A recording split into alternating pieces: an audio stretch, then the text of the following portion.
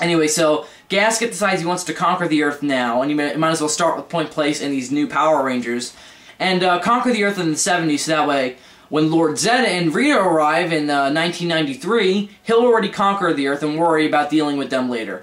Anyway, so Andros, again, gives them the power so that way they can protect the Earth now, and, so they fight the Cogs that are invading Point Place, and they fight a monster, and that's the end of that. Anyway, so episode 2 continues that. The Cogs stop arriving in such force, and Andros thinks they are retreating. And finally, the parents catch on to what's been going on, and in this first episode, Red meets Andros because Eric convinces Red that Andros' parents abandoned him, and he needs a place to stay, basically, because he's, off his feet. And they decide to take him in like they took in Hyde, and he's going to sleep in the basement. So Andros has a place to stay. So he's retrieved all the weapons from, he's retrieved all the weapons from the megaship, and he's hidden them in the house, but they're still using the megaship as like a base. And they tried to hide it as best they could so no one would catch on to it and, confiscate it. And finally, we have another Cog attack, and, okay. So, the Machine Empire's new plan is not to conquer Earth now, because they realize that if they conquer it now, they're going to have a lot of other crap to deal with, so the plot holes are going to be solved. And a new general arrives called Micromag. I know, it's a stupid name, but it's a stupid team-up again.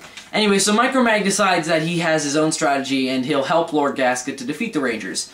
And what they're going to try to do is make Andros think that they're after him specifically, and that the Earth is going, and the other Rangers are going to get killed with him if they see him more. If he stays in this time period to protect the Earth, basically. But their whole plan is to get him to leave with the other Astromorphers so that way he doesn't endanger everyone. Basically, so that way he leaves the 70s unprotected and goes back to the future. So the whole point, basically, of this episode is to introduce the idea that Red sees Eric and Andros morph. And what happens is they're down in the basement, and Alpha's with them too. Alpha's 7, I think, from Forever Red. And Alpha tells them that there's a monster attacking and they need to go stop him. And Red comes downstairs to get something or whatever, and he sees Eric and Andros morph. And he's pissed at first, so when Eric comes back from defeating the monster, he says to him, "You're an idiot, you shouldn't be putting yourself in danger." And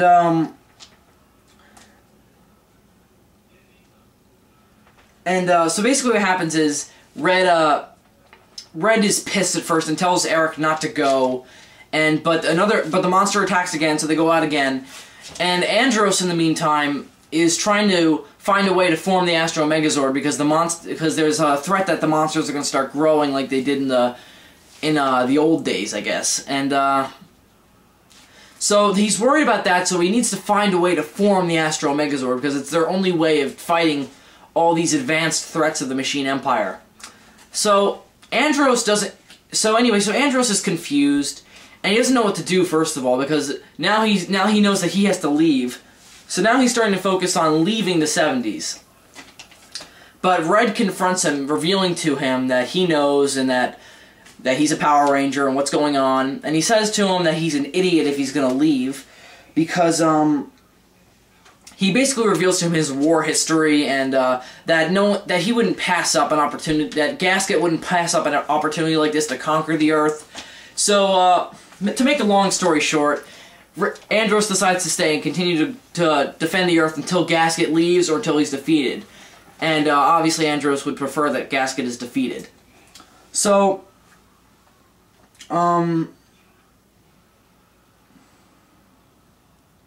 so then eventually Eric goes in, because Red is trying to convince Eric to stop being the Blue Ranger. And so Eric convinces him that he's doing good, and Red says, yeah, you're right, you should stay as the Blue Ranger, and he reveals to him how proud he is of him for putting himself in danger, And all of a sudden, Red has this immediate respect, I guess, for Eric. So then we cut back to the villains, and Gasket is pissed because the plan failed, and now he knows that Andros knows that if Andros leaves, that the Earth is going to be unprotected. So Gasket basically goes back to Micromag and says to him, "You're an idiot. How could that ever work?" And then Micromag starts laughing at him, and he says to Gasket,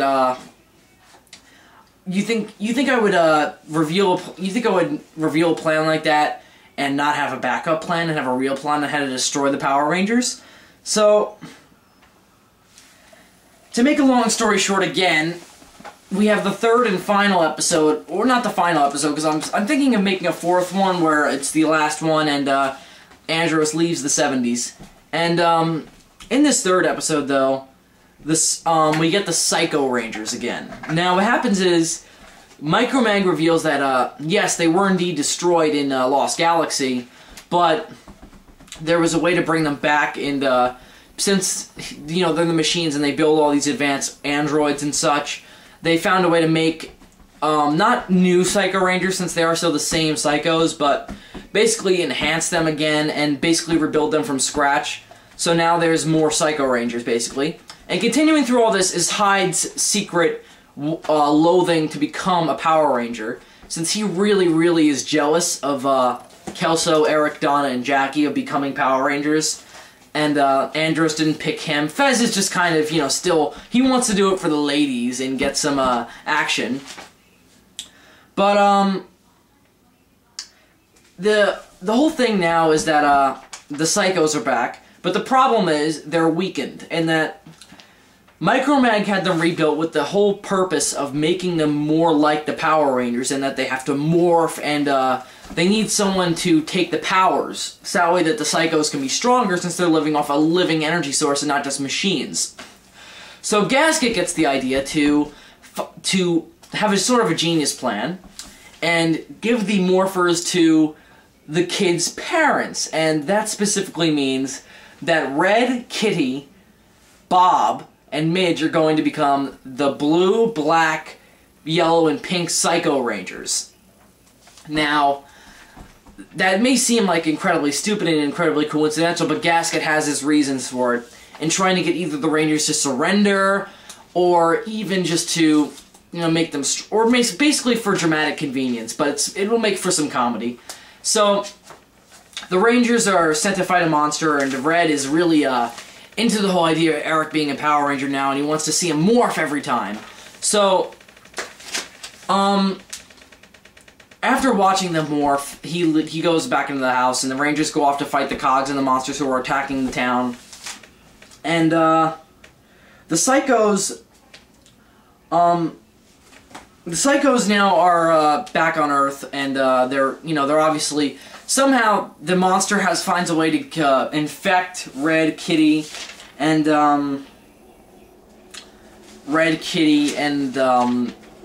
Bob and Midge with the Psycho powers. And when the Rangers return back to their house, they discover that, the monster's kind of making himself at home, and he's drinking Red's beer, and so then the Rangers make their the space combo weapons, the Spiral Saber mixed in with the blaster, and then there's the Astro Blaster. I don't know exactly what it's called, but it's a mix between the other four Rangers weapons.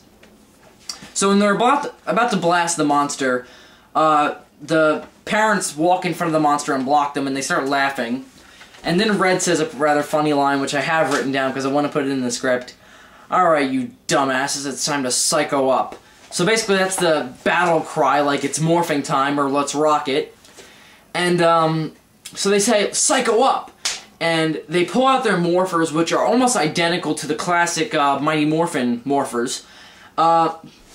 Because the Psychos all have this sort of jaggedy design to them, both in their faces and on their bodies, which is like their colors on top of black, and it's basically like all jaggedy and stuff.